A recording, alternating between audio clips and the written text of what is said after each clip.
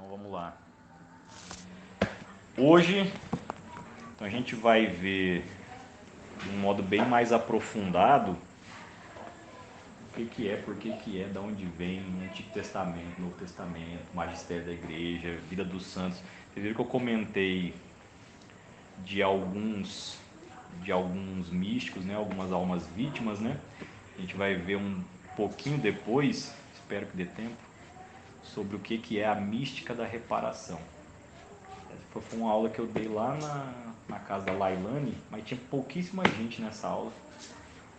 E é uma aula que muito essencial, muito para entender o sentido do que é a comunhão dos santos, o efeito que dá aquilo que você faz em você, nos outros, em Deus, o que acontece, por que às vezes você reza daqui lá pelo outro do Japão. A gente vai ver muita coisa, certo? Então, deixa eu só pegar aqui, esse ainda não precisa pegar não, só para a gente dar um norte aqui.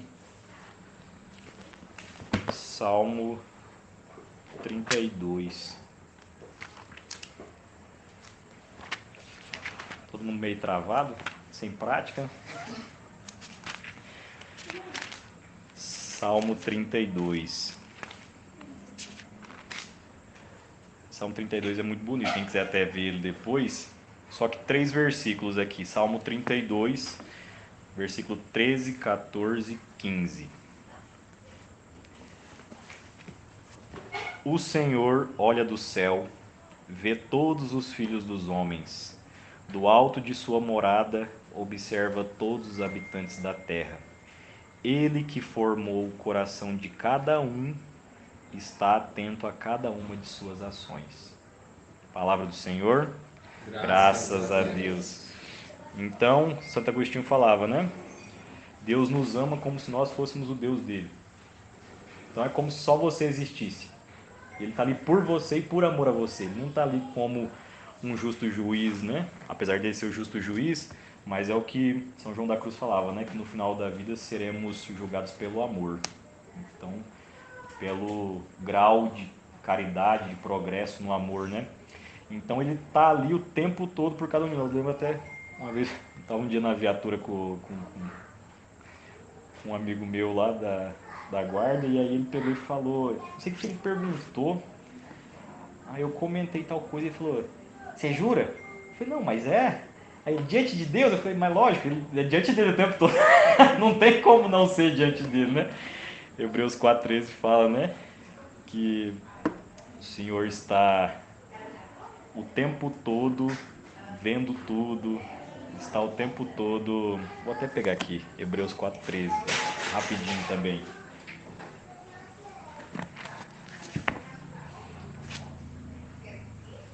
Nenhuma criatura lhe é invisível, tudo é nu e descoberto aos olhos daquele a quem havemos de prestar contas. Então, o tempo todo, não tem essa de só na cabeça que acha que vai enganar ele, vai fazer alguma coisa, que vai... Você está enganando você mesmo, só você, certo? E aí, é muito por causa dessa, que a gente vai ver hoje, sobre essa própria questão da quaresma, né? Que a santidade a gente vive ela diante de Deus e diante dos demônios também. Isso é uma coisa que não se para muito para pensar, mas o demônio também sabe. E é por isso que ele rejeita aquilo que é sagrado, ou aquelas pessoas consagradas a Deus, né? Também, você vê nos Atos dos Apóstolos, quando diz que alguns judeus foram fazer um exorcismo ali nos Atos dos Apóstolos. Eles foram fazer um exorcismo ali, e aí eles pegam e falam, em nome de Jesus a quem Paulo prega. Aí o demônio responde, Jesus nós sabemos quem é e Paulo nós conhecemos, mas e vocês, quem vocês são? E dá um cacete neles, né? Então, ele sabe, tanto que eu acho que eu até contei uma vez sobre São João Maria Vianney, até comentei acho que dele agora durante o terço. São João Maria Vianney, todo mundo já ouviu falar dele, né? Quem puder depois ver a vida dele, a biografia, é espetacular. O cura d'Ars, né? Ele é o padroeiro dos párocos, ele é um modelo de padre para todos os padres. Então, quando você quiser saber como um sacerdote tem que ser, o modelo é a Igreja de Deus. Ele foi assinado na sua vida, nas suas obras, nos seus milagres por Deus, e a igreja reconhece ele, né? São João Maria Vianney. E São João Maria Vianney foi mandado lá para Ars, que ninguém queria ir para lá. E São João Maria Vianney não era inteligente, não tinha grandes dotes acadêmicos, né? Tanto que falavam que ele era burrinho. E antes dele se ordenar, o bispo chamou ele e falou: Vianney, você é meio burrinho, né? Será que... como é que a gente vai fazer para ordenar? Como é que ele ia ser diretor espiritual das almas, né?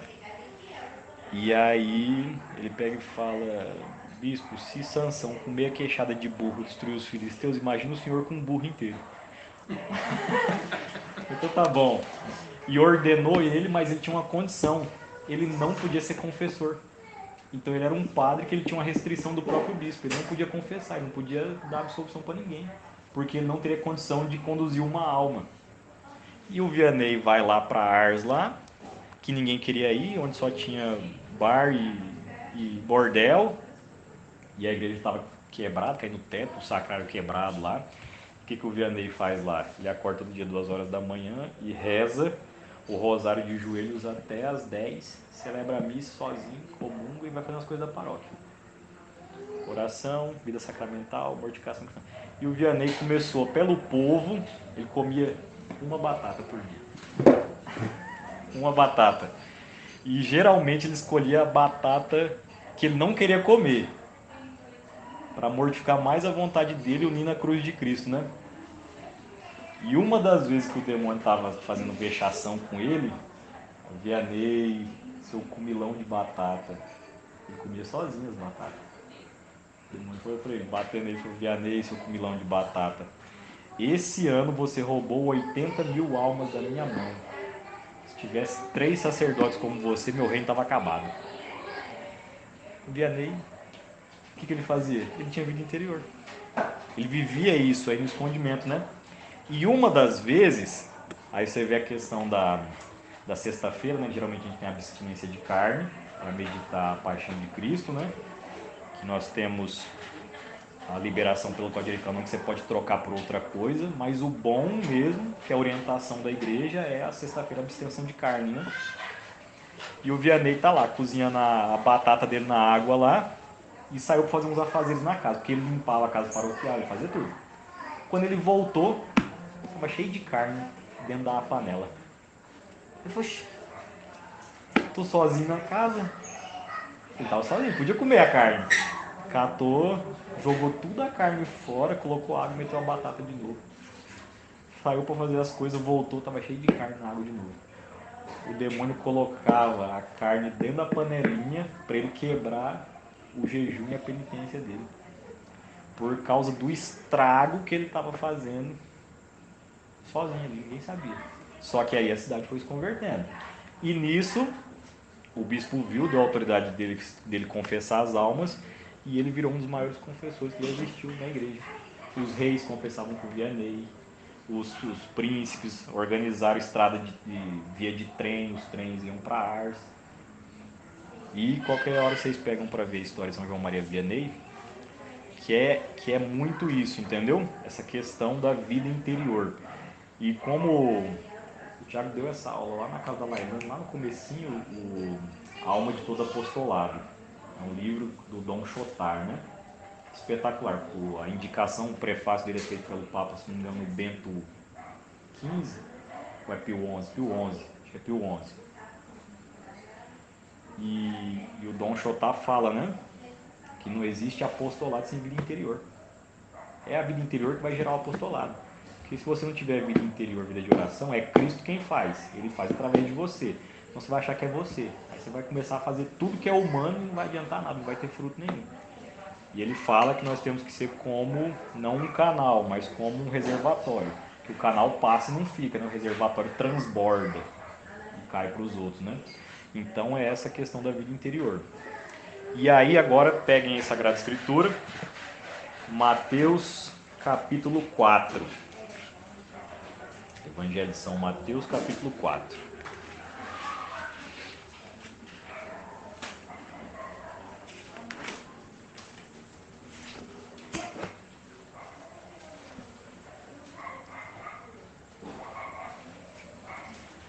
Esse é facinho. O demônio também chamava o São João Maria Vianney de sapo preto. Sapo preto, porque ele usava batina.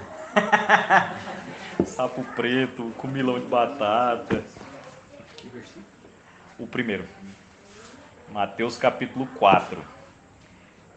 Esse daqui é um dos fundamentos principais da quaresma. Mateus capítulo 4, versículo 1. Todo mundo aí? Amém? Em seguida, Jesus foi conduzido pelo Espírito ao deserto para ser tentado pelo demônio. Jejuou 40 dias e 40 noites, depois teve fome. O tentador aproximou-se dele e lhe disse: Se és filho de Deus, ordena que estas pedras se tornem pães. Jesus respondeu: Está escrito, não só de pão vive o homem, mas de toda palavra que procede da boca de Deus. O demônio transportou-o à cidade santa, colocou-o no ponto mais alto do templo e disse-lhe: Se és filho de Deus, lança-te abaixo, pois está escrito: Ele deu a seus anjos ordens ao teu respeito, eles te protegerão com as mãos, com cuidado para que não machuques o teu pé em alguma pedra. Disse-lhe Jesus: Também está escrito: Não tentarás o Senhor teu Deus. O demônio transportou uma vez mais a um monte muito alto e lhe mostrou todos os reinos do mundo e sua glória, e disse-lhe: Eu te darei tudo isso se, prostrando-te diante de mim, me adorares. Respondeu-lhe Jesus: Para trás, Satanás, pois está escrito: Adorarás o Senhor teu Deus e só a ele servirás. Em seguida o demônio o deixou e os anjos aproximaram-se dele para servi-lo. Palavra da salvação. Glória a vós, Senhor. Bacana, né? Então, pessoal, aí a gente vai ver algumas coisas bem específicas desse Mateus capítulo 4. Oséias 2,16 pega e fala, né? Por isso atrairei, tá falando da alma, lá em Oséias tá falando da alma, da esposa, né? Geralmente quando fala da esposa, a esposa é a nossa alma, esposa de Cristo, né? Assim como a igreja e tudo mais. Para entrar no matrimônio espiritual, que é sétima morada e tudo mais. Lá em Oséias 2,16 fala da alma dele, fala: Por isso atrairei, a conduzirei ao deserto e lhe falarei ao coração. E aí você vê que coisa interessante. No comecinho fala: Em seguida Jesus foi conduzido ao deserto pelo Espírito. O Espírito Santo conduziu ele para o deserto para ser tentado pelo demônio. Então, todo mundo vai para o deserto. O Espírito vai conduzir para o deserto. E tem que ter o deserto. Tinha uma... Eu esqueci o nome da santa, que ela pegava e falava: Vale mais um dia de deserto do que 30 dias de consolação.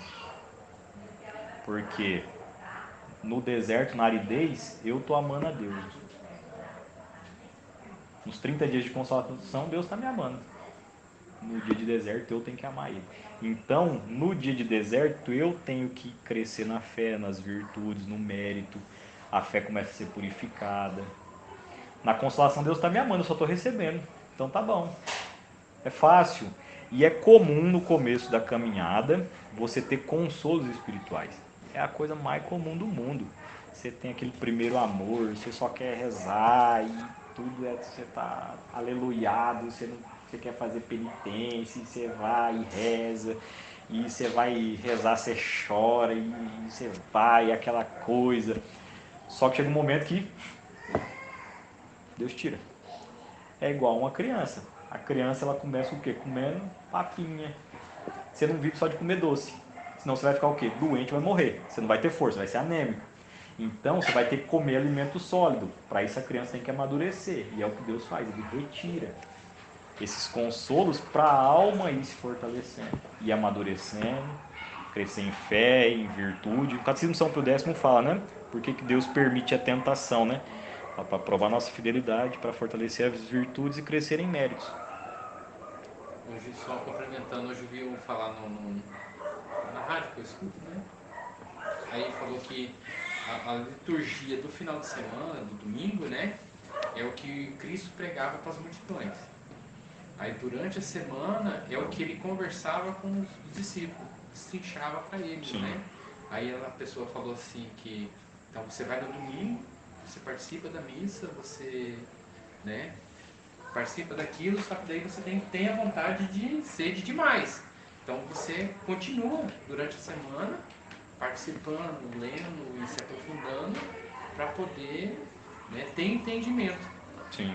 Porque senão você vai, momentaneamente, bebe um pouco da água, né? E depois só toma refrigerante, né? Ou nem toma. Ou nem toma. Obrigado. É igual, você tá com sede, você tem que ir lá na torneira para abrir para tomar água. Tem água aqui no ar, mas você quer matar a sede, você tem que tomar na fonte. E eu até comentei, né? Por isso que a vida interior ela é diária e você tem vários momentos de ir alimentando a alma, né? Ao longo do dia. Você não come uma vez só no dia e é a mesma coisa. Por isso que o próprio São João Maria Vianney falava, né? Que a oração é mais necessária para a alma do que o alimento é para o corpo. É quantas vezes você come para o seu corpo se ficar fortalecido. Você comer só uma vez no domingo. Ia ficar anêmico, ia ficar fraco, ia morrer. É a mesma coisa com a alma. Na união, na intimidade com Deus, né? E aí, voltando aqui. Aí você vê que coisa interessante, né? Aí Jesus jejuou 40 dias e 40 noites. O 40 ele tem uma numeração muito simbólica, né? Alguns números têm uma simbologia na Sagrada Escritura, né? 3, 7, 12, 40. 40 geralmente é geração ou uma totalidade, ou seja, 40 dias aqui quer dizer que vai ser durante toda a caminhada. A gente faz esse período específico do ano litúrgico, porque é uma preparação para a Páscoa, mas é uma caminhada no deserto que nós vamos fazendo, né? Porque nós somos peregrinos. Igual a gente vai ver no Antigo Testamento, como o povo fazia ali no deserto junto com Moisés, né? Que era a prefiguração de Cristo. E aí, você vê coisa interessante, né? O demônio, ele tenta Jesus com a tríplice concupiscência, que lá está na primeira carta de São João, né? Que é a concupiscência dos olhos, da carne e a soberba da vida, que é o ter, poder e ser. A má inclinação natural, né, por causa do pecado original, a concupiscência, você quer ter tudo para satisfazer vontade, você quer poder fazer tudo sem ter responsabilidade nenhuma e você quer ser adorado. E ele tenta Jesus na tríplice concupiscência, certo? Aí você vê, ó, primeiro ele tentou Jesus o quê? Na concupiscência da carne, ele estava com fome, tentou com os pães. E o que ele fala? O que eu estava falando que é diante de Deus dos demônios, né? Ele tenta Jesus com as próprias Sagradas Escrituras. E Santo Agostinho fala que é um negócio engraçado. Ele fala, não se espante que os hereges citem a Sagrada Escritura, os protestantes. Porque o demônio também cita elas. Não para converter, mas para perder. Então, aí que entra o discernimento, né? Você vê que coisa interessante. O Santo Agostinho ele fala de algumas coisas de discernimento, né? Deus só permite, isso é Romanos 8:28, né? Todas as coisas competem para o bem daqueles que amam a Deus. E Santo Agostinho falava, Deus só permite um mal se dele puder tirar um bem maior. Enquanto Deus de todo mal tira um bem maior, o demônio tenta de todo bem tirar um mal. Ele tenta fazer o oposto. Aí você vê, Jesus estava fazendo um jejum ali, ele estava tentando Jesus o quê? No orgulho, na vaidade, na soberba, para aquilo ali ser perdido. E tem a história de São Francisco de Assis, eu já contei ela. Sabe quem que foi fazer 40 dias sem comer nem beber água? São Francisco. Não tente fazer isso, ele era São Francisco, né? Ele tinha graças extraordinárias para poder fazer isso. São Francisco foi lá uma vez, ficar 40 dias sem comer nem beber água. Quando deu 39 dias, o demônio materializou, apareceu para ele. Parabéns, Francisco, você está quase igual ao seu mestre. Aí na hora, São Francisco catou um pão e comeu. Eu não sou digno de ser comparado com Jesus. Pronto, explodiu o demônio. Porque o demônio tentou gerar vaidade, soberba nele, para que ele perder mérito diante de Deus. Ele ia achar que era porque ele era bom. Ele falou, não, só Deus é bom. Lembrei até de uma história da Madre Teresa, ela lá na Índia, lá, cuidando dos mais miseráveis dos miseráveis, Você viu o Futon Shin falando, no Lumine tem alguns programas dele, um programa que ele tinha, quem puder assistir depois, espetacular. E diz que ela, com esse, geralmente com a pessoa morrendo ali, né? Ela pegava e falava, você quer oferecer os seus sacrifícios e o seu sofrimento a Cristo? Aí a pessoa falava, quem é Cristo? Porque eles não conheciam, né? Ela falava, quem é Cristo? Ele é igual a você? Ela falou, não, mas eu quero ser igual a ele. Acabou. Aí pronto, quantos morreram desse jeito? A gente vai saber um dia, a gente vai ver um dia o que aconteceu ali. E Santo Agostinho também dá alguns discernimentos sobre isso daí, né? Sobre essas questões de tentação, né? Tem uma regra de vida interior que fala, desconfie totalmente de você e confie totalmente em Deus. Tem que confiar totalmente de você. Confiar nele. Deixa eu pegar aqui, Catecismo, 540. Um pouquinho de Sagrada Escritura, agora Magistério, né? Da Igreja. 540 do Catecismo. Ó.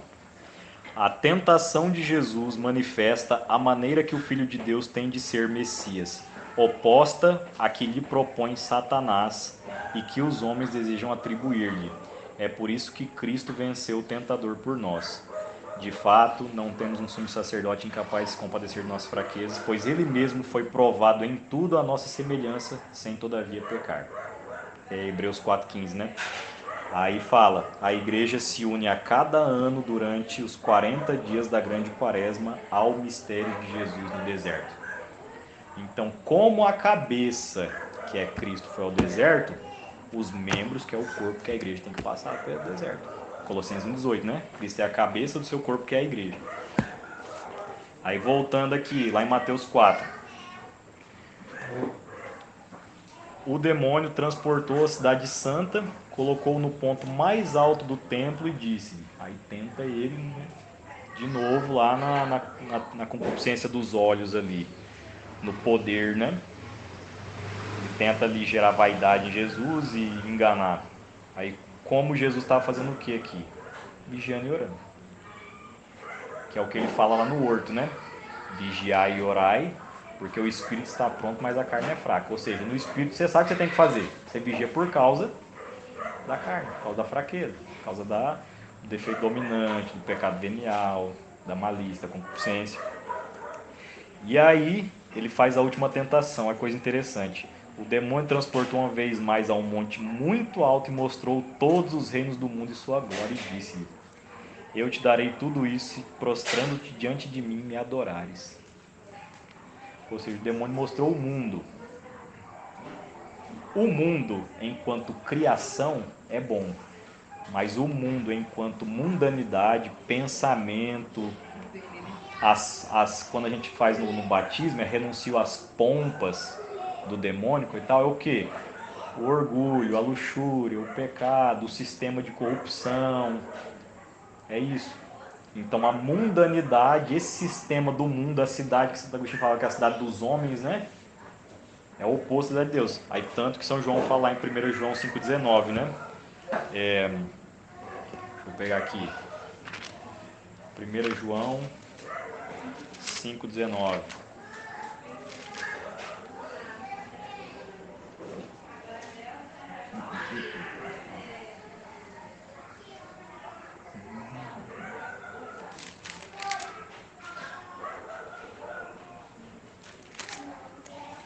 Não é o 1 João não.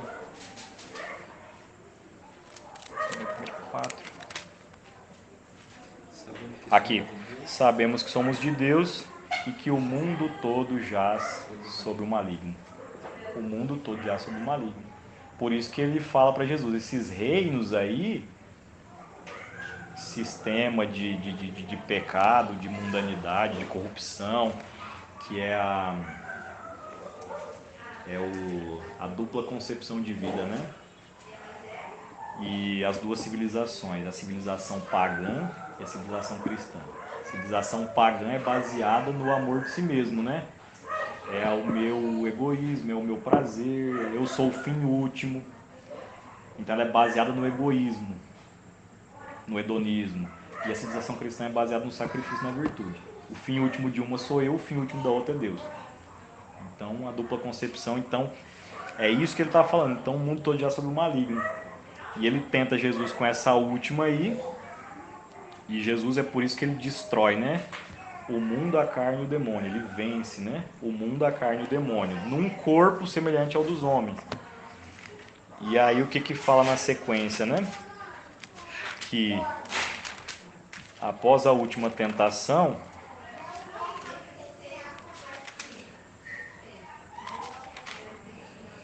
para trás Satanás, pois está escrito, adorarás o Senhor teu Deus e só ele servirás. O que ele queria? Ele queria ser adorado. Ezequiel 28, quem quiser pegar depois, né? A gente teve até uma aula sobre acho que a Quaresma de São Miguel, sobre a queda angélica, né? O orgulho da queda do demônio porque ele quis ser como Deus. É igual a árvore do Éden, a árvore do conhecimento do bem e do mal. É que a gente lê em português, mas em grego é a árvore da gnose. Então é a árvore do conhecimento de querer ser Deus sem estar com Deus. É querer ser Deus sem Ele. Eu quero ser Ele, sem a ajuda dele. É o oposto, né? Eu participo da natureza dele junto com Ele, me submetendo a Ele. Em seguida o demônio deixou e os anjos aproximaram-se dele para servi-lo. Depois da tentação. Certo? E aí, agora a gente pega questão no Antigo Testamento. Os 40 dias, toda essa prática que vem. Lá no livro de Jó, depois que fala também, né? O demônio fala ali que rodou pelo mundo. Aí Deus pega e fala, tá vendo Jó e tal. O demônio fala, porque ele só se dá bem, deixa eu tocar nele, né? Deus fala, não, pode fazer, mas só não tira a vida. Porque Deus permitiu, porque Jó tinha condição de poder superar, né? 1 Coríntios 10. Deus não é injusto, não permite que ninguém seja tentado além de suas forças, porque senão seria injusto, a pessoa não podia nem... E ela com a graça pode, né? E aí acontece tudo aquilo na vida de Jó, aí fala que Jó se senta em cima das cinzas, que era um sinal de humildade, de humilhação diante de Deus. Aí no Antigo Testamento eles se vestem de saco e cinzas, e silício, né? Lá em Davi, o rei Davi também, o povo no pranto, tinha que se vestir de saco, chorar sobre as cinzas, que era um gesto de humildade. Então as cinzas é o símbolo do pó, né? O homem diante de Deus é pó. Então eu por mim não posso nada, só com a graça dele que eu posso alguma coisa. Isso aí é outra heresia que é condenada pela igreja, que é o pelagianismo.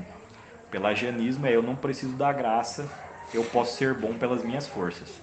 Isso aí é uma heresia, né? O espiritismo é gnóstico.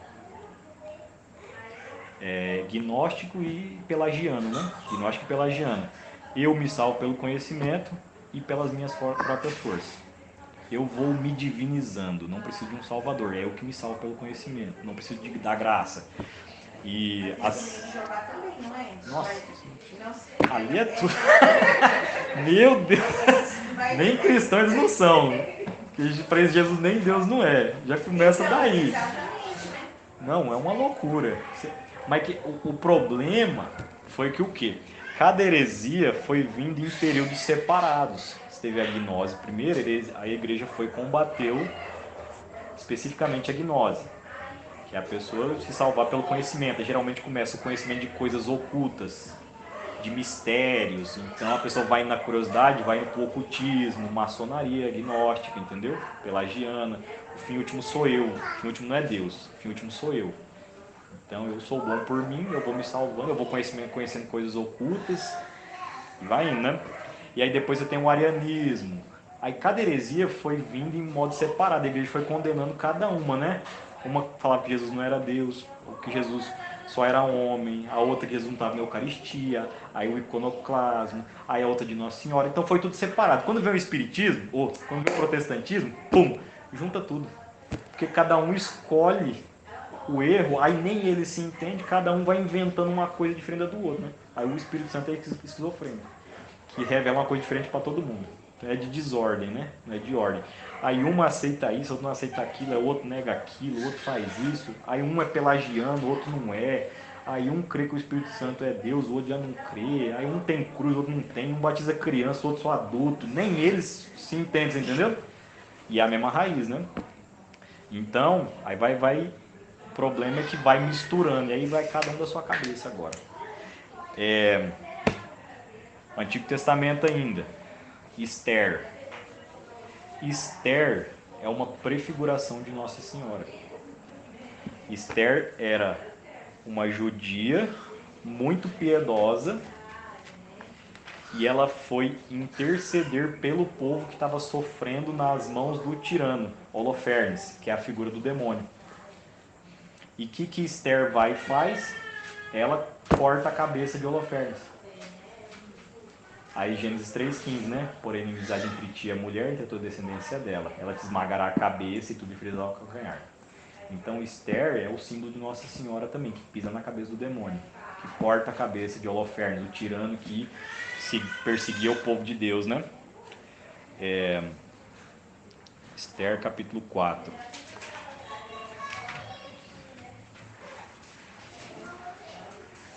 O Mardoqueu. Pô, pessoal, na verdade eu falei de Judite. Esther era a rainha mesmo. Esther era a rainha que intercedia. Não. É que eu vou falar de Judite depois também. A Esther era a rainha que intercedia pelo povo junto do rei. Então é a figura de Nossa Senhora. Aí Mardoqueu solicita a intervenção de Esther. Quando Mardoqueu soube o que se tinha passado, rasgou suas vestes, cobriu-se de saco e de cinza. Em seguida, percorreu a cidade dando gritos de dor. Aí lá no versículo 3 continua, né? Jejuaram, choraram, fizeram lamentações e muitos se deitavam sobre o saco e a cinza. Então é o símbolo que da penitência, né? Que é o símbolo que de humildade diante de Deus, de perseverança, né? Da oração humilde, perseverante, resignada, de sacrifício. Então, sem bagunça. Esther era a rainha e ela intercedia junto do rei pelo povo que estava sofrendo. Aí Judite, a gente vai dar uma olhada agora também, no versículo 8. Judite era a judia piedosa que intercedia pelo povo e ela foi combater o tirano que perseguia o povo, que era a figura do demônio, que é Holofernes.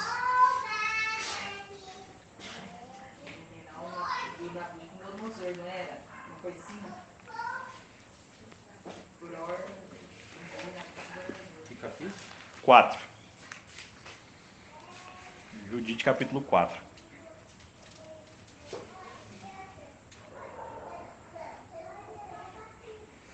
Pronto? Lá no versículo 8, ó. Todo o povo orou fervorosamente ao Senhor, humilharam suas almas com jejuns e orações, eles e suas mulheres. Os sacerdotes vestiram-se de cilício. Certo? Aí lá no 12 fala: estais certos que o Senhor vos ouvirá se perseverares, jejuando e orando em sua presença. Aí lá no 16, mesmo aqueles que ofereciam holocaustos ao Senhor faziam-no revestidos de saco e com a cabeça coberta de cinzas. Estão vendo que é desde o Antigo Testamento? 40. Agora a gente vai ver o porquê do 40, mas a questão da humildade, do vestir-se de saco é tirar a minha glória e dar a glória a Deus. Certo? E as cinzas é a humildade, o pó, né? Para se lembrar, lembra-se que é pó e ao pó retornarás. Então, a gente viu aí Jó, Davi, Esther, Judite. Agora Jonas. Peguem aí. Jonas é bem conhecido, né? Jonas é outra prefiguração de Cristo. O profeta Jonas.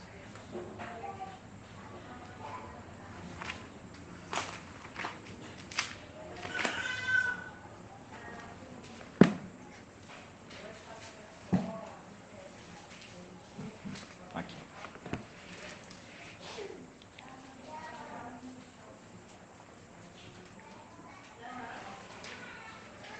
que Deus manda Jonas ir lá?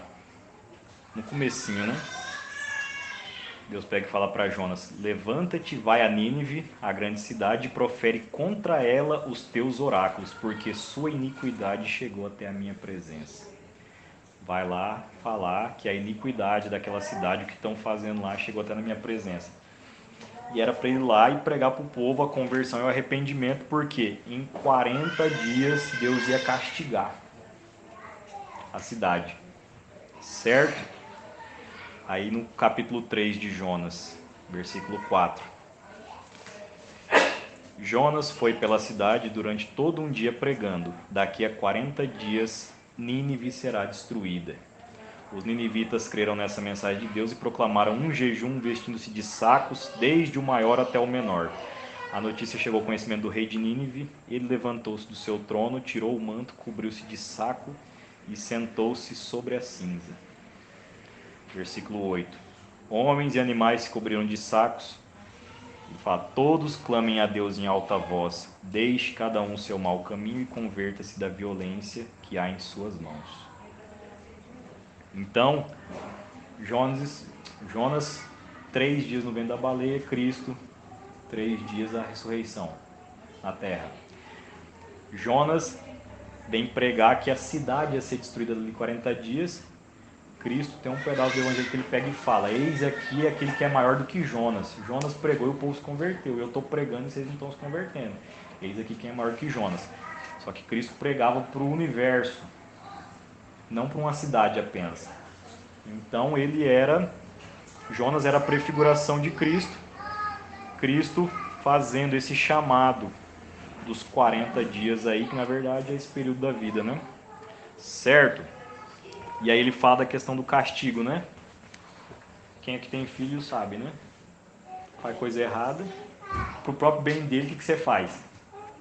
Vai enfiar o dedo na tomada. Não, deixa ele colocar o dedo na tomada. Não, você tira, para que não aconteça uma coisa pior com ele. Então, Hebreus 11, Apocalipse 3 fala que Deus castiga todo aquele, boa noite, todo aquele que ama e repreende todo aquele que tem por seu filho. Então o verdadeiro castigo é quando ele deixa os homens por si só. Porque daí você está caminhando em cima do telhado, você vai cair lá no buraco e sem que ninguém te puxe. Se alguém te puxar e você quebrar o braço, melhor você quebrar o braço para não cair do telhado. Certo? E aí, esse não precisa pegar não, mas Êxodo, bem falando ali depois do Gênesis, toda a saída do povo do Egito, que Moisés encaminha o povo. Moisés é a prefiguração de Cristo. Ele é o libertador do povo. O povo estava no Egito, que era o mundo. O povo estava na escravidão, que era o pecado. E o povo era reprimido pelo faraó, que era o demônio. O mundo, a carne e o demônio. E Moisés vem libertar o povo, vem encaminhar esse povo. O que Moisés faz? Abre o mar, né, com o cajado, a estaca de madeira. Ele abre o mar. O mar é o mundo, na Sagrada Escritura. É instável, né? Então ele abre o mundo para o povo passar a pé enxuto pelo mundo, para chegar na pátria, né, prometida, no céu. Então Cristo, com a cruz, ele abre o mar do mundo para que o povo pudesse sair do pecado, do mundo, do demônio, a pé enxuto, passando por isso. E o que acontece com esse povo? 40 anos no deserto. De novo a questão dos 40. Os 40 dias. E esse povo no deserto encaminhada. E o que o povo faz no deserto? Come o maná, que é o pão, é o alimento, é a Eucaristia. Então esse povo vai se alimentando ali no deserto. Deserto, aí o povo murmura, aí o povo reclama. É a gente na caminhada. Murmura, reclama e vai. Mas é a travessia, né? E tem muita coisa bem específica que vai fazendo essa contraposição, né? Uma coisa muito interessante, que eu senti muita falta quando, na época da pandemia, quando teve a quarta-feira de cinzas, não teve procissão. Pelo menos onde eu fui, né? Não teve a procissão para você ir lá e receber a cinza na testa, né? E parece uma coisa tão pouca, Mas quando você tem noção do que aquilo ali representa, a procissão que você faz ali no corredor central da igreja é a procissão que você faz sobre o mundo. É o caminho do povo no deserto. Você está em caminhada, em peregrinação. Então, é o culto interno e externo, que fala no catecismo, né? O culto interno que você faz a Deus com a alma, né? Inteligência, vontade, liberdade, e o culto externo, que é o que você faz com o seu corpo, quando você participa da liturgia, quando você faz outros atos. Então, é por isso que você tem a liturgia e o corpo externo, aquilo que a alma transmite também, né? Então, a reverência, a piedade, o zelo. Então, esse símbolo da caminhada, por isso que a gente faz peregrinação. Então, todo esse símbolo da caminhada. E o povo o quê? 40. Então são todas prefigurações dos 40 dias de Jesus lá, que é o que a cabeça passou e que a igreja tem que passar. E é por isso que no calendário litúrgico a igreja mantém, ela faz presente. Não é que a gente lembra de alguma coisa, não, torna presente, é igual a missa, né? Quando Jesus na última ceia fala, fazer isto em memória de mim, tem duas palavras no grego que são usadas, né? É mnemone e anamnese. Mnemone é lembrar. Anamnese é tornar presente. O original do grego é anamnese, é fazer presente. Não é lembrar algo simbólico e tal, não, é fazer presente isso daqui, porque eu estou aqui. Certo? Então a gente viu aí que o Antigo Testamento já tinha muito, né? Saco, cinza, silício, 40 dias, jejum, Davi, Jonas, Esther, Judite, Moisés. Alguns, porque não dá para pegar tudo, né? Senão não termina hoje. Eu estou na primeira folha. Não vai dar para terminar hoje. Não vai dar para terminar hoje. Certo? Então, aí agora a gente vai ver no Novo Testamento, além dos evangelhos, né? 2 Coríntios capítulo 12. Peguem aí. 2 Coríntios capítulo 12.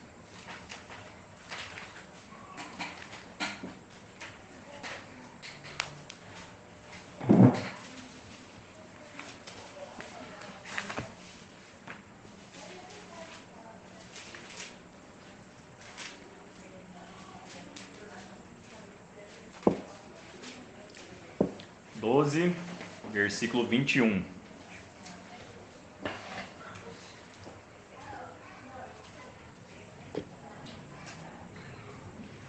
São Paulo está escrevendo aos Coríntios. O que ele fala aos Coríntios? Capítulo 12, versículo 21. Receio que a minha chegada entre vós, Deus me humilhe ainda a vosso respeito, e tenha de chorar por muitos daqueles que pecaram e não fizeram penitência da impureza, fornicação e dissolução que cometeram. Então São Paulo está falando. É a mesma coisa quando a gente faz a confissão. A confissão tem que ter 3 pontos principais, né? Você tem que ter a contrição, que é o arrependimento, a dor no coração de ter ofendido a Deus, de perdê-lo, né? Que é o puro amor. A contrição, você tem que ter o firme propósito de nunca mais pecar. Propósito, não quer dizer que você tem que querer com todo o coração. E a reparação daquilo que você fez, porque aquilo ali causou um dano temporal. Por exemplo, um ladrão roubou lá uma família, roubou o carro, não sei o que, pá. Anos depois ele se arrepende, se converte, se confessa. Contrição, firme propósito de nunca mais pecar. Só que ele causou um dano temporal naquela família. Aquele povo ficou sem um carro, vai ter que comprar outro carro, teve que ficar andando de ônibus, sofrer, acabou as economias. Então ele causou um dano temporal. Se ele puder reparar, ele tem que reparar. É o que Zaqueu fala para Jesus, né? Se eu defraudei alguém, então vou restituir até 4 vezes mais, porque tem que ser reparado. É por isso que existe o purgatório. Porque se você não reparou temporalmente aquilo que podia ser feito, você está livre da pena eterna, mas você tem a justiça de Deus a ser paga, porque aquilo lhe causou um dano. Certo? Então, se você mentiu, você tem que reparar agora falando a verdade. Se você foi escandaloso, você tem que agora ensinar a pureza. Então você tem que ir reparando isso, naquilo que dá para reparar. Tem coisa que não tem mais como. Mas é aí que entra a penitência, a mortificação. Por isso que São Paulo está falando, né? Tem que chorar daqueles que pecaram e não fizeram penitência da impureza, fornicação e dissolução cometeram. Porque gera um dano. Porque tudo, já falei isso em outra aula, né? Tudo que você faz tem um triplo efeito. Se você faz algo virtuoso, tem em você, nos outros, por amor a Deus. Se você peca, você destrói você, os outros e ofende a Deus. Tudo que você faz. Então, é a reparação. Certo? Pega aí agora, 1 Pedro, capítulo 4. Então, vocês estão vendo quando alguém perguntar o porquê da quaresma? Porquê do 40? Antigo Testamento, Novo, Evangelho, Magistério da Igreja, tradição. 1 Pedro, capítulo 4, versículo 1. Amém? Isso é facinho, né? Assim, pois, como Cristo padeceu na carne, armai-vos vós também desse mesmo pensamento. Quem padeceu na carne rompeu com o pecado. A gente vai ver daqui a pouco bem específico sobre isso daqui. Isso não precisa pegar, não. Lá em Mateus 17, 21...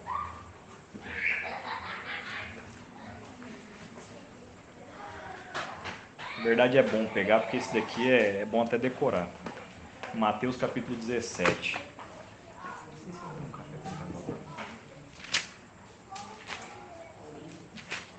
Mateus capítulo 17, versículo 21.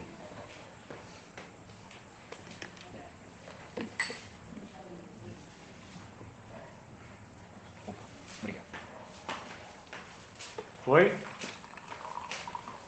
Aparece um menino lá que epilético, mas que tinha uma possessão diabólica, e ninguém consegue expulsar o demônio, os apóstolos e levam para Jesus. E ele fica bravo por causa da pouca fé, né?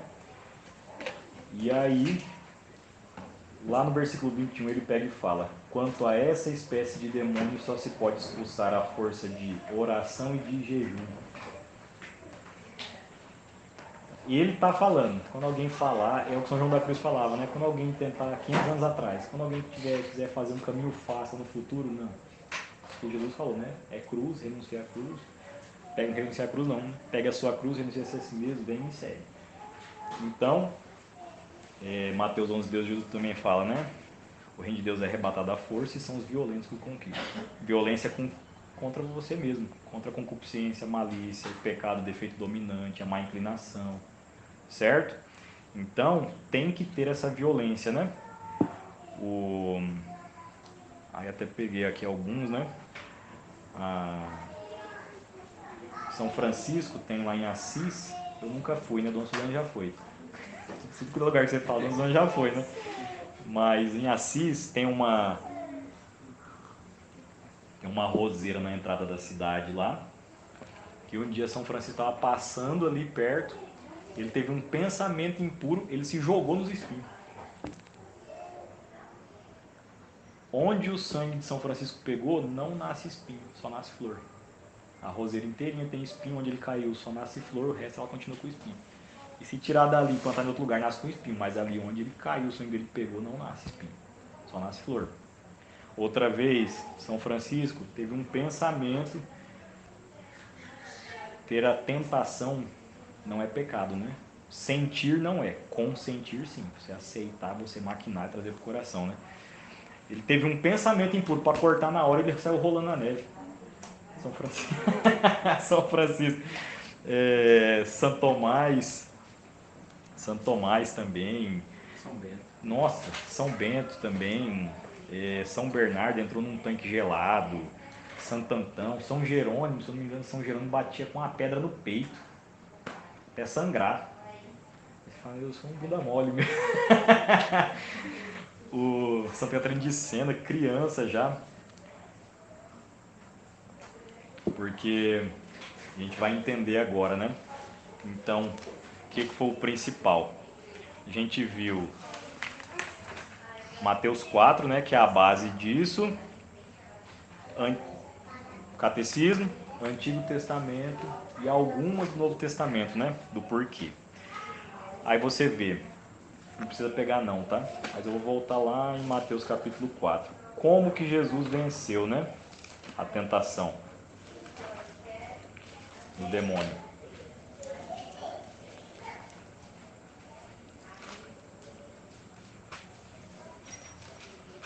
Tudo que ele faz para ensinar, né? Ele é o modelo de vida de oração, ele é o modelo máximo de... Então tudo aquilo que ele fazia, ele viveu na própria carne para mostrar como que ia ser feito, né? Como que Jesus vence ali a tentação, né? Do ter, poder e ser, concupiscência da carne, dos olhos, soberba da vida, né? O que Jesus estava fazendo?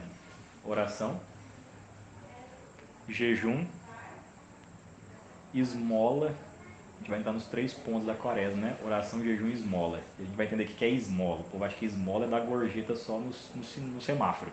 Dá uma esmola. A gente vai ver, é outra coisa. Também tem isso, mas é bem mais abrangente, né? Então Jesus, ele vence com a oração, o jejum, com a graça de Deus, né? Era Deus, mas com o estudo, com a Sagrada Escritura. Então ele tinha que conhecer. Então aí entra a questão também, né, de vida de oração sacramental, mortificação cristã, a vida de estudo aliada à vida de oração. Então, o modelo que ele dá, né? Oração, jejum, a vigilância, a esmola, o estudo.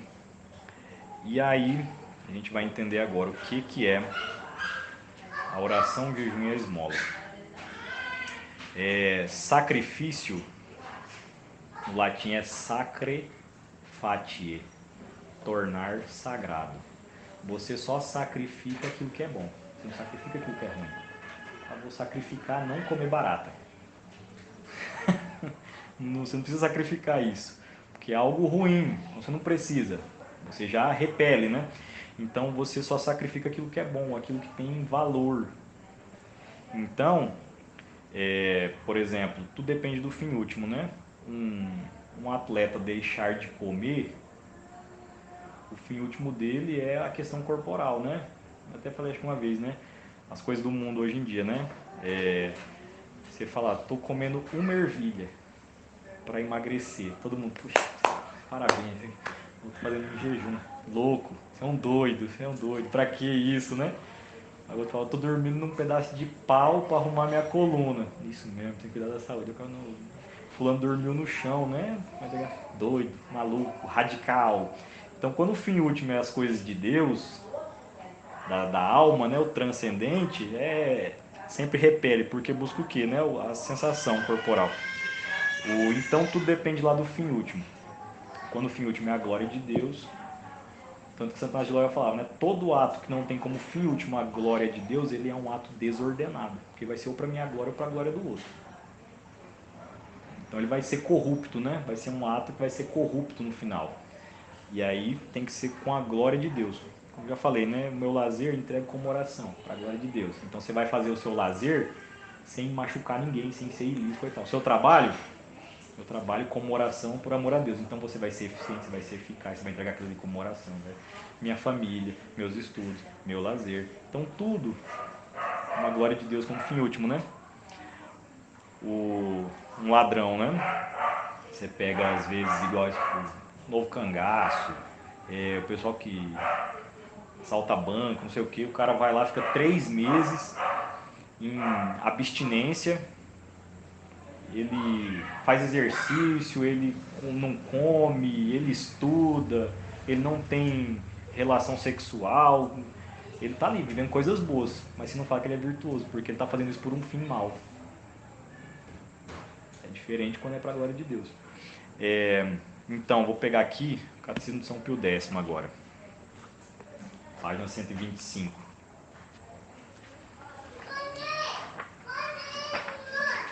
Bem facinho.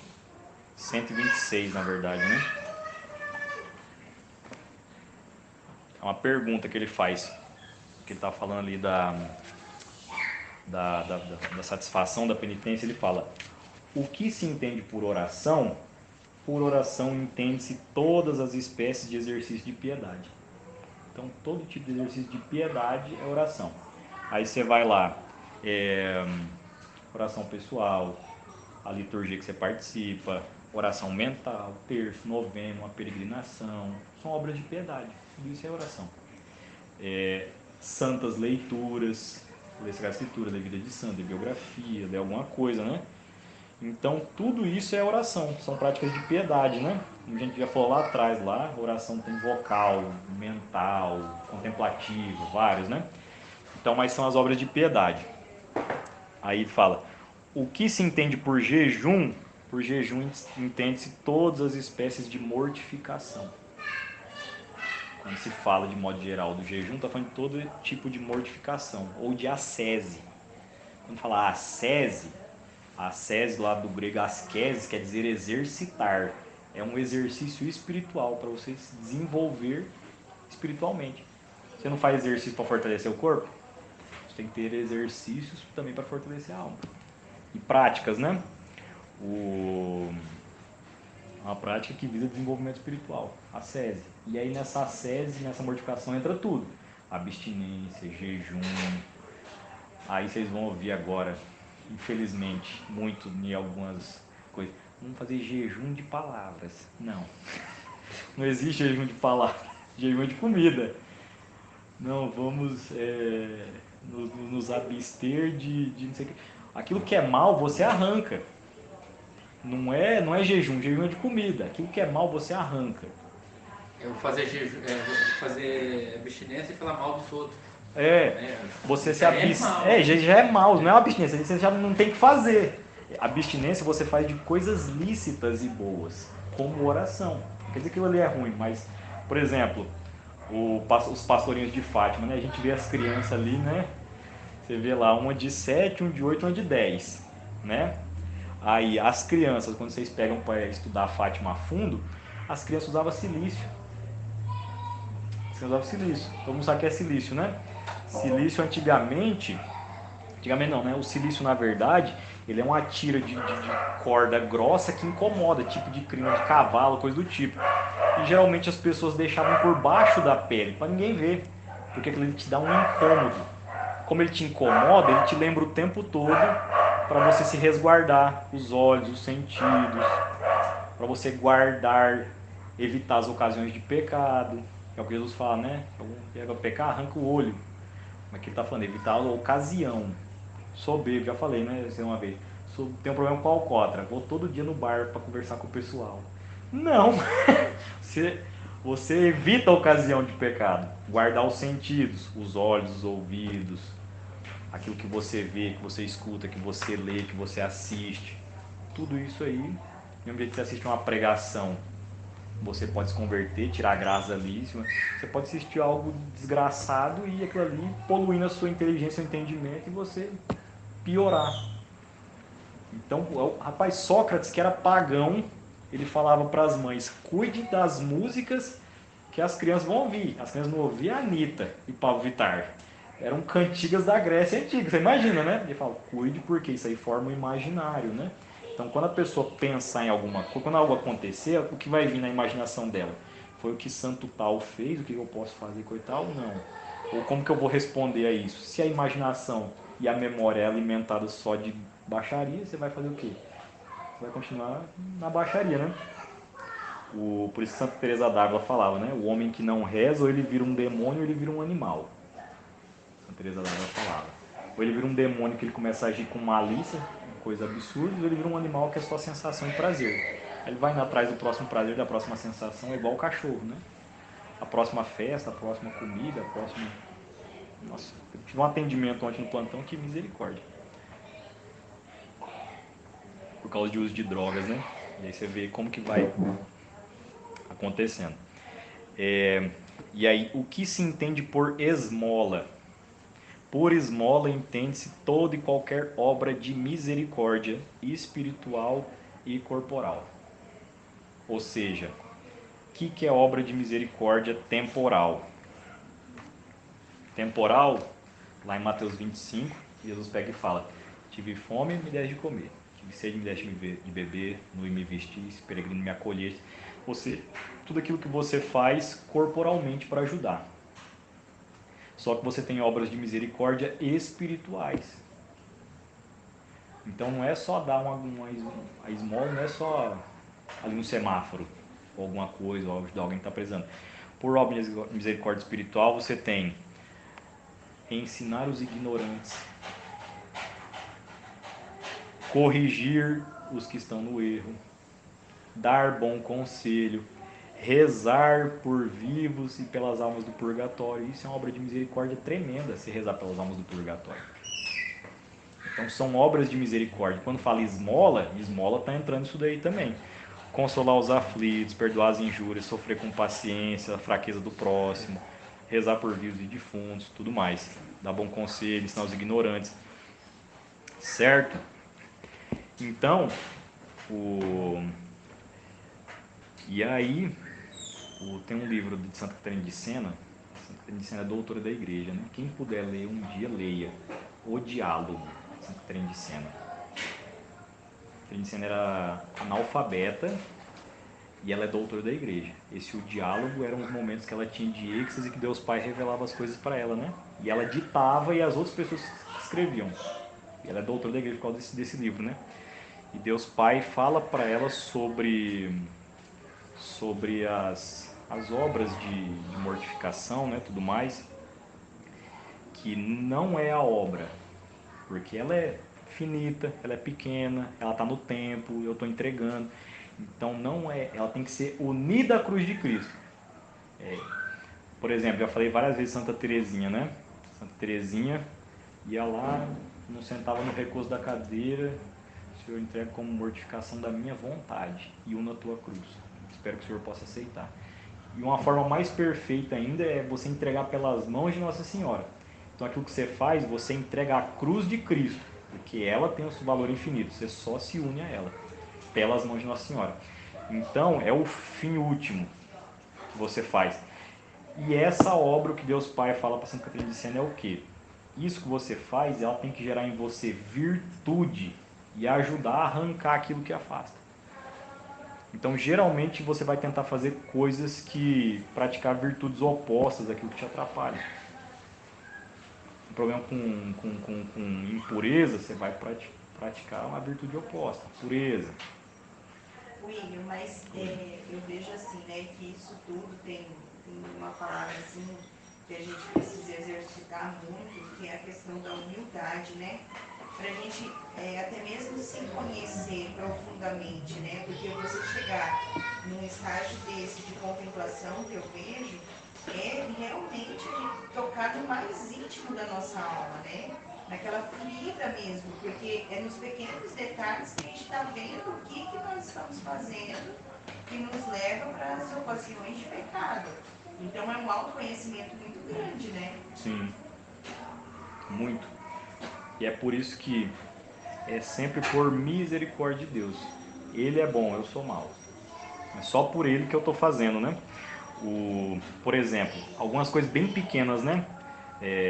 Você vai colocar lá, geralmente que o povo coloca, vou fazer de doce. Não vou comer doce na quaresma, né? Aí o povo fala, o que tem a ver Deus com doce? Nada. Nada. Mas o que acontece? Quando você retira aquele açúcar que te dá um certo prazer, você está mortificando a sua vontade. Então o que você sacrifica é a vontade. E esse sacrifício da sua vontade vai começar a fortalecer a sua razão e cada vez você vai dominando mais, para quando chegar outra tentação maior, você tem força, porque você foi fazendo coisas pequenas, aí de bebida, essas são as corporais, né? Mas, por exemplo, lá, pode colocar uma de oração, vou visitar todo dia o Santíssimo, nem que seja 5 minutinhos. Isso é uma penitência quaresmal, entra na oração. Vou rezar o terço todo dia, que eu não rezo. Ou vou ler um capítulo da Bíblia pelo menos. São propósitos que você faz na vida de oração. Ali no jejum, você pode colocar, e é bom que coloque coisas mesmo, por mais que sejam pequenas, não vou comer tal coisinha, vou me abster disso ou daquilo, porque são coisas que vão fortalecendo a sua vontade para você ir dominando cada vez mais as paixões com a sua razão. você não fica suscetível a qualquer coisa, você... E aí, é por isso que é uma caminhada, né? Você não vai fazer coisas absurdas. Aí entra o bom senso, né? Tem que ser uma coisa que te exige, mas não uma coisa que seja impossível. Tem que ser uma coisa que você tenha condição de fazer. Mas se der um certo incômodo. Sei lá, vou tomar banho gelado. Ninguém precisa saber. Mas vou tomar banho gelado. Alguma coisa que vai te incomodar e você vai entregar o unido à cruz de Cristo pela conversão dos outros, pela salvação das almas, pela igreja.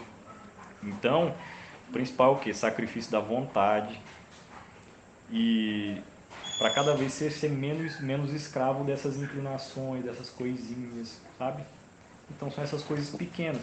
É por isso que Santa Teresinha ia entregando várias coisas, que não é o tamanho da obra, é o tamanho do amor. Não é o tamanho da obra que você entrega, é o tamanho do amor com que você entrega ela. Isso aí Santo Tomás fala, Santa Teresinha também fala, né? Certo? E é que nem a gente falou de criança, né? Você pega uma criança e você coloca, carrega esse sofá aqui. Ela não vai conseguir. Ela não tem desenvolvimento biológico para fazer aquilo. É a mesma coisa com a alma. Então, conforme vai se fortalecendo, né? É por isso que aí com o tempo Deus vai dando as graças conforme a generosidade, a intensidade da pessoa, a maturidade que for acontecendo, né? Por que que Deus permitia lá o Padre Pio tomar porrada do demônio? Permitia lá, tinha vexação, né? Sofria ataque mesmo, físico do demônio. Por quê? Porque o Padre Pio entendia que Deus permitiu aquilo ali por amor, para ele crescer na virtude de entregar aquilo ali pelos outros. Então ele já estava se configurando a Cristo. Então o demônio, até sem querer, estava ajudando na salvação dos outros. Porque o Padre Pio entendia porque Deus tinha permitido aquilo. Só que com nós, é chutaquinho ali, porque morri, minha vida, né? Então você vê, uma coisinha, que hora que é? 9h16, tá, rapidinho. Aí, vocês vão entender um pouquinho mais agora disso daí, sobre a mística da reparação, né? A expiação. Colossenses 1:24, São Paulo pega e fala, né? Completo na minha carne aquilo que faltou às tribulações de Cristo pelo seu corpo, que é a igreja. Ou seja, ele completa nele, unindo a cruz de Cristo pelos outros. O que eu falei no comecinho, que São João Maria Vianney, sozinho lá, o demônio falou, esse ano você roubou 80 mil almas da minha mão. Por quê? Porque ele era uma bomba atômica de graças, entendeu? O Padre Pio, uma vez o demônio bateu no Padre Pio e falou, Pio, eu te odeio tanto que você me dá mais trabalho que São Miguel Arcanjo. O príncipe das milícias celestes. Por quê? Porque como o Padre Pio não parava de rezar, ele não parava de movimentar a graça, o céu, ele não parava de se entregar em sacrifício unido a Cristo. Então ele não parava de conseguir graça para os outros. Então, como nós somos um corpo, que é São Paulo fala em 1 Coríntios, né? Quando você, um membro machuca lá, você bate o dedinho, o corpo inteiro sente a dor. Mesma coisa, né? Quando um membro escandaliza, aquilo ali faz mal para todo mundo. Só que quando um membro é santo, aquilo ali atinge todo mundo também. É por isso que alguém já ouviu, alguns já devem ter ouvido falar da Beata Alexandrina, né? Beata Alexandrina Maria da Costa. Quem já ouviu falar? Ergue a mão.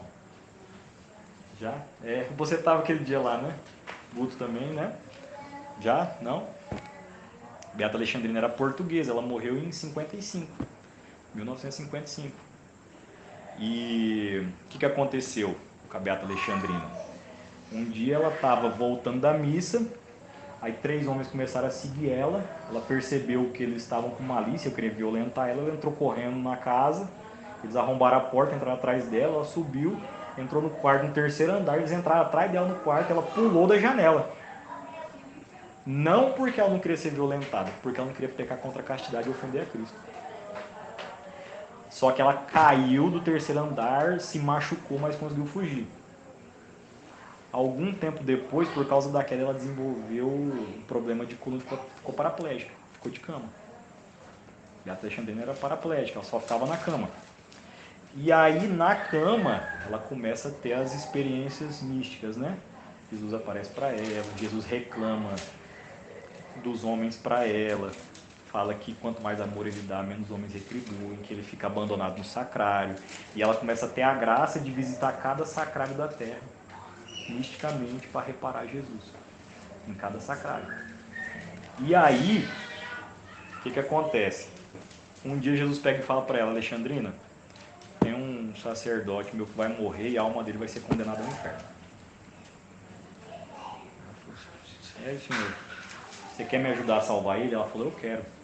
Ele falou: então durante uma semana você vai sofrer minha paixão. O que o senhor quiser, eu quero. Ele falou: só que primeiro você vai avisar o seu diretor espiritual. Olha Cristo respeitando a própria hierarquia que ele constituiu da igreja. Você vai falar para o seu diretor espiritual e ele vai falar para o bispo. Se tiver autorização, você vai fazer. Ela falou: tá bom. Ela falou para o diretor espiritual.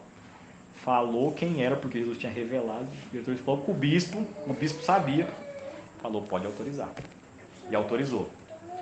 Durante uma semana, a Beata Alexandrina era paraplégica. Ela levantava da cama, ela sofria a agonia do horto. Tem vídeo, tem foto, 1900 e pouco. Né? Sofria a agonia do horto. Ela era flagelada. Ela carregava a cruz no quarto, paraplégica. Ela carregava a cruz, ela crucificava e morria. Aí tinha sempre um médico, um padre, outras pessoas, então o médico falava: a Alexandrina morreu. Aí ela voltava. Durante uma semana ela ficou sofrendo isso. Aí depois de uma semana esse sacerdote estava num retiro, passou mal, recebeu o viático, se confessou, se arrependeu e morreu. Jesus apareceu para ela e falou: Alexandrina, graças ao seu sacrifício unido à minha cruz eu pude salvar a alma dele. E agora ele está no purgatório. O que ela foi? Ela foi uma vítima de expiação. Ela foi uma alma vítima. Assim como o Padre Pio era, como Santa Gema era, como todos são, só que em graus diferentes, porque pelo batismo nós somos sacerdote, profeta e rei. Por que sacerdote? Porque o que o sacerdote faz? Entrega um sacrifício. Cristo é o sumo sacerdote, ele se sacrifica. Então, pelo batismo, no sacerdócio de Cristo, eu entrego sacrifícios de louvor. Hebreus 13, né? Pequenos sacrifícios eu vou fazendo unido a ele. Tanto que tem um livro do Padre Gabriel e a Morte, que era o exorcista do Vaticano, que um dia o demônio pega e fala: não sei quantos milhares de almas foram arrancadas da minha mão por causa da Alexandrina. Quem que era a Alexandrina para o mundo? Mas o sacrifício dela alcançou graças pelos outros. Então essa é a comunhão dos santos. Quando você fala crer na comunhão dos santos, porque você como igreja militante, você pode rezar aqui do Japão, se você tiver um parente no Japão, você pode rezar daqui por ele lá. E a graça alcançar ele lá, porque é Deus quem faz. Ele é a causa primeira. Entendeu? E aí você tem a igreja triunfante, que é a gente intercede, pede junto aos santos para eles intercederem junto de Deus. Comunhão dos santos. E você pode pedir pela igreja padecente. E aí entra, quanto maior, Tiago 5,16, né, fala que a oração do justo tem grande eficácia. Por isso Nossa Senhora é a onipotência suplicante. Nossa Senhora é a mais próxima de Deus. Um simples suspiro dela tem mais valor do que a oração de todos os anjos e santos juntos. Então uma coisa é eu pedir, outro é borracheiro, outra é Nossa Senhora. Entendeu? Então, são algumas das almas vítimas, e são essas que você vai entregando pequenas coisas, né? Eu até peguei aqui alguns outros. A Santa Gema. Santa Gema também não é tão conhecida. Santa Gema era leiga, igual a gente, vivia no mundo. Aí a Santa Gema, quem escreve a biografia dela é o Padre Germano, Santo Stanislau. Quem puder um dia ler a biografia de Santa Gema também é outra que... Santa Gema morreu com 25 anos. O que acontecia? Começou a acontecer várias coisas, né? E o confessor dela falou: não, isso aqui está acontecendo já é demais para mim, vou ter que procurar outro diretor espiritual mais experiente. Aí ele procura o Padre Germano, que inclusive está em processo de beatificação, o Padre Germano. E aí o Padre Germano vai ir para conhecer a Gema, né? E ele chega na casa, e a Gema morava de favor na casa de outra família. Não morava nem na casa dela, morava de favor. E quando o Padre Germano chega nessa casa, a dona da casa pega e fala: ela tá agora em êxtase. Aí o padre Germano já foi com uns 3 pés atrás, né? Falou, eu vou discernir isso aqui que tá acontecendo, né? Aí tá, ele chegou, a Gemma tá lá, em êxtase, conversando com Jesus, né? E diz que a Gemma tava pedindo, Jesus, o meu pecador, eu peço pelo meu pecador. Tá, não sei o que, falando. E Jesus não queria dar graça. Engraçado que fala que Jesus virava o rosto, Nossa Senhora chorava e o anjo da guarda virava as costas. Diz que o negócio foi, meu, o homem era uma desgraça mesmo.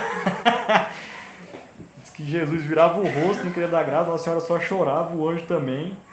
E Gemma pedindo pelo pecador dela, não, Jesus, isso aí não pode se encontrar nos seus lábios. E ela intercedendo, usando passagem da Escritura, falando do sacrifício dele, pedindo pela cruz, coisa e tal. E era um maçom empedernido esse pecador obstinado, quanto mais, e perseguidor do povo, da igreja de Cristo, coisa e tal.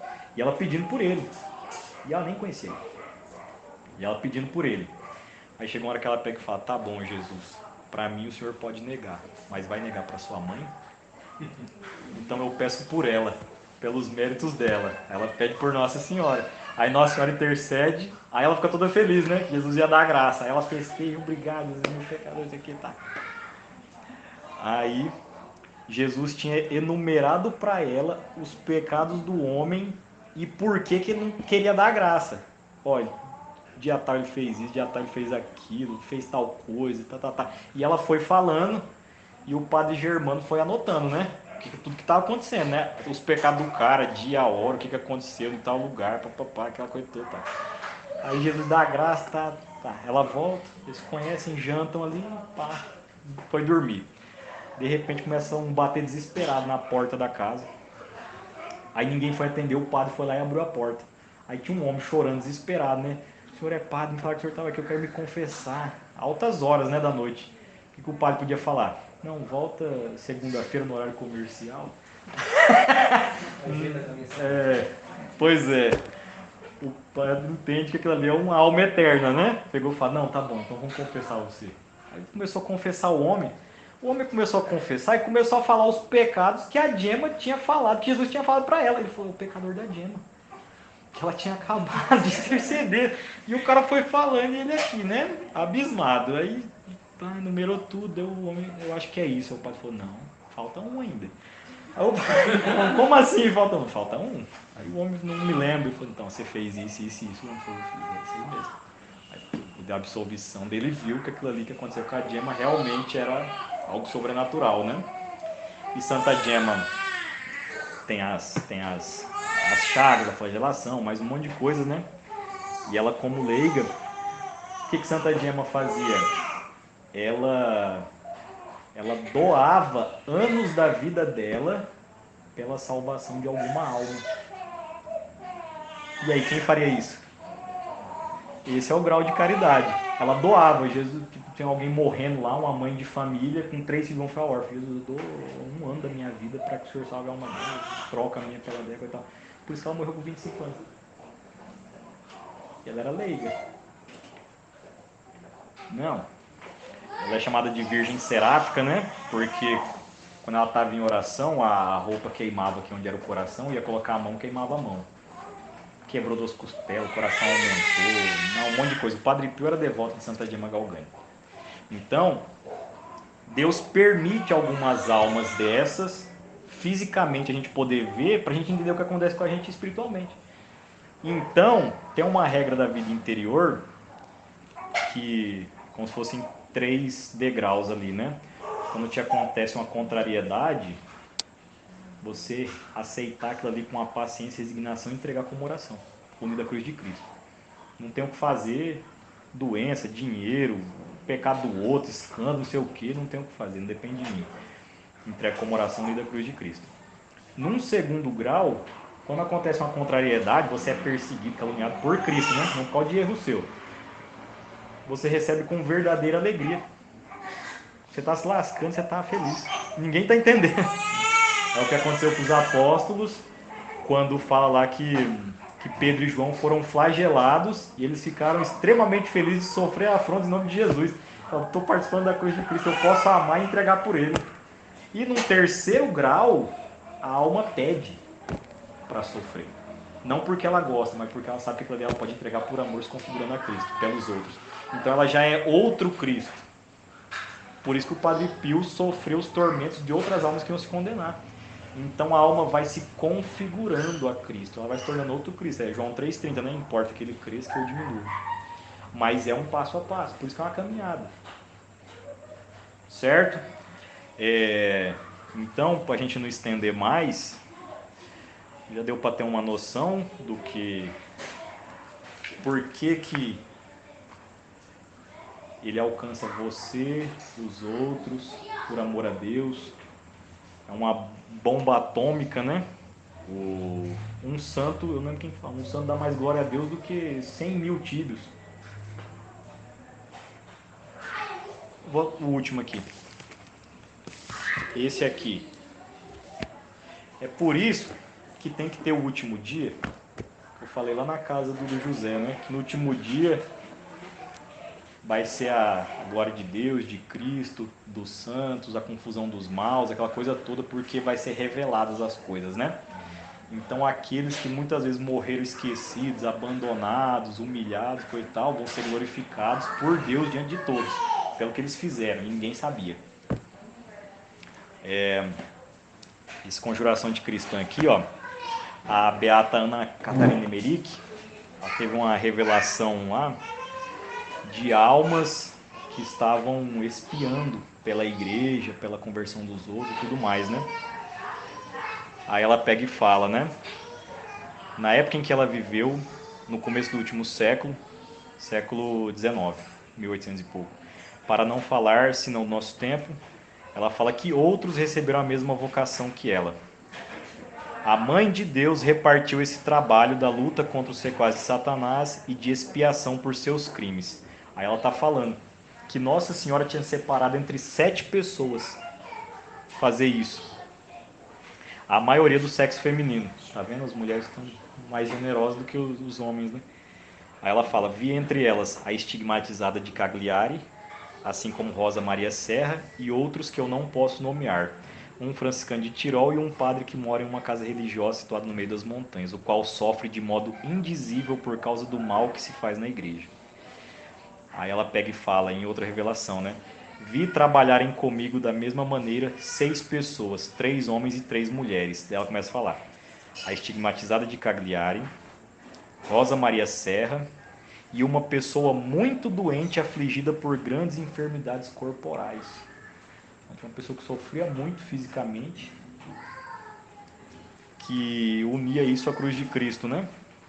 O franciscano de Tirol, que frequentemente viu unido a mim pelas intenções, dela fala: depois um jovem eclesiástico que mora em uma casa, na qual residem vários outros padres, em um país das montanhas.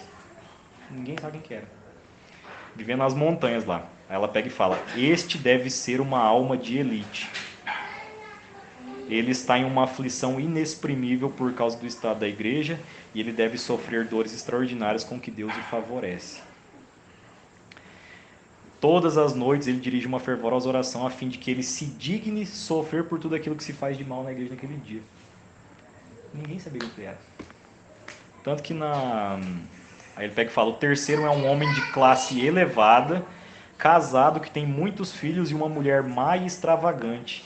E excelente situação de moradia. Um homem rico, de boas posses, casado, com muitos filhos, mas a mulher dele era ruim pra caramba. E fala, ele mora em uma grande cidade, tudo está perfeitamente regrado na casa dele. Ele é muito caridoso com os pobres, suporta muito nobremente tudo que lhe faz sofrer uma mulher má. Então era um homem rico, de posse, coisa e tal. Mas o dinheiro não era o fim último, era a glória de Deus. E ele sabia como encaminhar todas as coisas. Então você vê, quem já leu o Testemunho da Glória Apolo, ele é particular, né, de fé particular, né, de fé pública da igreja, mas quando ela vê que vai se condenar, aí Jesus mostra as orações que estavam vindo da terra para ela, né? Subiam algumas faíscas. Alguns amigos, familiares, coisa e tal. De repente ele diz que vê subindo uma bola de fogo no meio das faíscas. Jesus fala, foi essa oração que te salvou. Ele falou, você quer saber de quem que é? Ela falou, eu quero. Jesus mostrou. Era um senhor pobrinho que morava num sítio no fim do mundo da Colômbia, que perdeu a fazenda na geada, as Farc queriam levar o filho dele para guerrilha, só que no domingo ele juntava a família na carroça e ia para missa, não sei quantos quilômetros, na hora do ofertório dava mais do que podia, na hora da comunhão, mostrou a comunhão dele: Jesus, eu te amo tanto, o Senhor é tão bom comigo, estava tudo lascado na vida, o Senhor é tão bom comigo, Jesus, eu só peço que meus filhos possam te amar igual eu te amo, e peço paz para a Colômbia e tal. E aí diz que esse homem vai na feira depois e vê a notícia dela no jornal. A hora que ele ia colocar um melado de cana lá para comer, ele vê a notícia dela no jornal. Diz que ele cai de joelho e reza e fala: Jesus, se o Senhor curar essa minha irmã, coitada, eu prometo fazer uma peregrinação até a catedral, não sei de onde, do outro lado do país. Aí Jesus fala: isso é amor ao próximo. Nem conhecia ela, ofereceu a oração e o sacrifício por ela, ele se configurou a Cristo e é um desconhecido. Então, volta lá naquele salmo do comecinho, né? É diante de Deus, cada pequeno ato por amor a Cristo. Jesus, eu não consigo, eu não quero, me ajuda a querer. Isso é orar, ele sabe. Então é sinceridade. Jesus, eu não tenho vontade de perdoar fulano, me ajuda a querer perdoar, me ajuda a querer fazer aquilo que o Senhor quer que eu faça. Porque daí você começa a pedir a graça dele, porque por você mesmo você não faz. Em tudo. Certo? Então, pessoal, a gente viu aí a questão da quaresma, a base ali, Cristo, Mateus 4, a gente viu o Antigo Testamento, o Novo Testamento, a gente viu o que são as obras de oração, jejum e esmola, os efeitos que isso daí causa e o que os pequenos atos aí unidos a Cristo, pelas mãos da Nossa Senhora, podem fazer. Então, quem vai salvar é Ele, não sou eu. Eu tento não atrapalhar. Me ajuda a não atrapalhar, me ajuda a fazer. Então, era isso. Que Nossa Senhora possa passar à frente. Que São José possa interceder por nós. As graças, as virtudes necessárias, que nós possamos crescer no amor, na fé, na esperança, na caridade. E Ele que viveu entre o Sagrado Coração de Jesus e o Imaculado Coração da Virgem Maria, que mais os amou, que Ele possa nos ensinar a amá-los também. Ave Maria, cheia de graça, o Senhor é convosco. Bendita sois vós entre as mulheres, e bendito é o fruto do vosso ventre, Jesus. Santa Maria, Mãe de Deus, rogai por nós, pecadores, agora e na hora de nossa morte. Amém. Glória ao Pai, ao Filho e ao Espírito Santo. Como era no princípio, agora e sempre. Amém. Pelo sinal da Santa Cruz, livrai-nos Deus, nosso Senhor, dos nossos inimigos. Em nome do Pai, do Filho e do Espírito Santo. Amém. São José, Rogai por nós. viva Cristo Rei! Viva!